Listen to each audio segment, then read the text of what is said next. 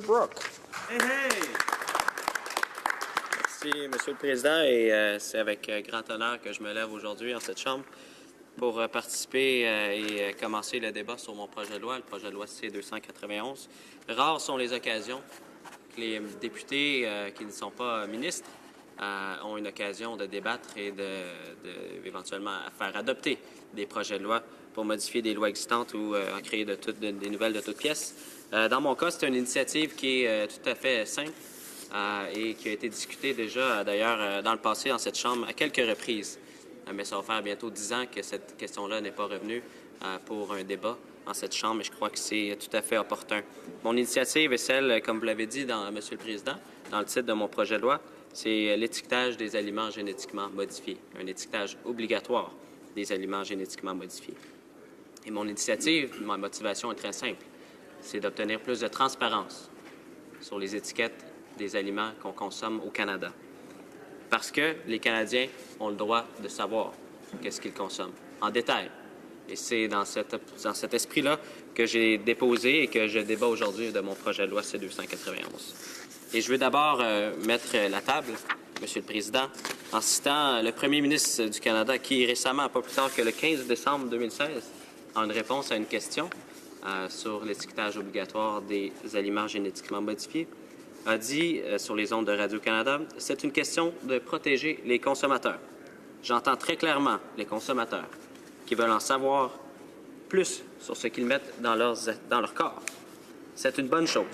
On est en train de travailler là-dessus. » Eh bien, ça donne bien, Monsieur le Président, je vais lui donner l'opportunité de travailler là-dessus parce qu'il aura une chance bientôt de voter sur mon projet de loi et je compte bien, j'espère bien, qu'il votera en faveur puisqu'il s'est engagé à travailler sur cette question-là. Et voici une occasion unique pour lui et pour les membres, les députés du gouvernement, les députés de l'opposition, d'aller de l'avant et de passer de la parole aux actes. Et mes motivations et mes inspirations pour ce projet de loi-là sont assez brèves. Je connaissais évidemment cet enjeu-là avant d'être élu ici dans cette Chambre en 2011, mais c'est peu après mon élection en 2011 que j'ai commencé à rencontrer régulièrement un membre actif du groupe Les Amis de la Terre de l'Estrie qui s'appelle André Naud et qui a travaillé toute sa vie ou presque sur cette question-là, qui est malheureusement décédé aujourd'hui, mais que je voulais certainement aujourd'hui reconnaître son travail et le fait qu'à plusieurs reprises, il est venu me voir pour me parler de cet enjeu-là, du droit de savoir des Canadiens, et il m'a sensibilisé donc à plusieurs reprises à la nécessité d'adopter un projet de loi comme le mien, ici en cette Chambre, dans la Chambre des communes. Et donc, je veux saluer son travail, saluer le travail des Amis de la Terre de l'Estrie qui continue malgré son départ, qui continue son travail pour demander non seulement l'étiquetage des aliments génétiquement modifiés, mais demander que les Canadiens puissent avoir accès à une alimentation saine et de qualité. Et aussi, lors de mes réflexions, parce que, comme je l'ai dit tout à l'heure, cette occasion-là est unique. Et donc, j'y ai réfléchi longuement pour savoir qu'est-ce que j'allais proposer comme projet de loi. J'ai passé beaucoup de temps à réfléchir. Et je tiens à saluer, à donner un peu de crédit à ma femme Joanie, qui aussi m'a parlé de cet enjeu-là et m'a encouragé dans ma réflexion pour aller de l'avant avec un tel projet de loi, parce que pour elle aussi, c'est important. Et je veux aussi rappeler que la principale motivation de ce projet de loi, ma principale motivation, c'est vraiment de donner plus d'informations aux Canadiens qui l'ont demandé à répétition. Ils veulent en savoir davantage, incluant le premier ministre. Et donc, j'espère avoir un appui qui sera conséquent de la part des libéraux, parce que non seulement le premier ministre a dit être ouvert à l'idée, et c'était pas la première fois, le 15 décembre dernier, quand il a dit qu'il était ouvert à l'idée, qu'il allait travailler là-dessus. Mais dans le passé, les libéraux ont à répétition parlé de cet enjeu-là également.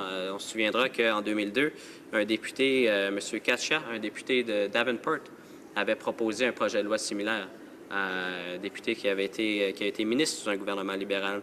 Il y a aussi, je dois dire, plus récemment, une résolution qui a été adoptée au Congrès des membres du Parti libéral du Canada, au Québec. Une résolution qui était même dans le cahier des résolutions au plus récent Congrès du Parti libéral du Canada en 2016. Malheureusement, elle n'a pas été mise aux voix. J'aurais aimé savoir le résultat et voir, voir ce que les membres du Parti libéral en pensent. Mais certainement, c'est un enjeu qui est revenu à répétition, qui est supporté par des membres du Parti libéral qui en ont parlé dans les congrès de leur parti. Et donc, j'espère avoir un appui conséquent de ce côté-là. Et je suis les traces également de députés remarquables qui ont travaillé sur cet enjeu-là. Je veux mentionner le travail d'Alex Atamanenko, député du NPD, qui était député de Colombie-Southern Interior, qui a déposé à maintes reprises un projet de loi sur ce sujet-là. Je veux aussi mentionner le travail de la députée Judy Wassi-Least, qui était députée de Winnipeg-Nord, qui a travaillé également sur cet enjeu-là en déposant des projets de loi. Et aussi M. Paul Dewar, qui était député d'Ottawa-Centre, qui a aussi travaillé et déposé des projets de loi sur cet enjeu-là. Des députés du NPD remarquables qu'on tous ici, on se souvient et qu'on salue le travail. Et aussi, certainement, je veux rappeler aussi et souligner, comme je le disais tantôt, que la dernière fois qu'on s'est penché, qu'on a eu un vote sur cette question-là, c'est en 2008, avec un projet de loi du Bloc québécois, à l'époque, M. Perron, député de Rivière-des-Mille-Îles, qui avait déposé un projet de loi cet même effet. Et donc, je suis aujourd'hui en train de parler d'un sujet qui est revenu à quelques reprises dans cette Chambre et qui a été porté par qui est porté par différents partis politiques au Canada. Donc, je tiens à souligner ça. Et je tiens aussi à dire, disons tout de suite, que parce que je connais, j'ai l'impression de voir venir les discours de mes collègues conservateurs et libéraux. Et je veux leur rassurer aujourd'hui que ce n'est pas un projet de loi anti-OGM. Ce n'est pas une campagne anti-OGM. Loin de là. Il s'agit simplement d'une campagne pro-transparence, pour donner plus d'informations. Je veux être sûr qu'on me comprenne bien en cette Chambre, qu'il ne s'agit pas ici d'une campagne anti-OGM. Ce n'est pas un projet de loi qui va interdire la production d'OGM au Canada. Ce n'est pas un projet de loi qui va empêcher la recherche technologique pour améliorer nos procédés en agriculture. Il n'y a aucune façon de voir ce projet de loi-là comme étant un projet de loi qui est anti-aliments génétiquement modifiés. C'est simplement une réponse à des sondages d'opinion qui ont été publiés au courant des dernières années, des 2 dernières décennies, des sondages d'opinion qui ont montré à plusieurs reprises et constamment un appui majoritaire, plus que majoritaire, un appui de 80 à 90 des Canadiens qui appuient cette initiative.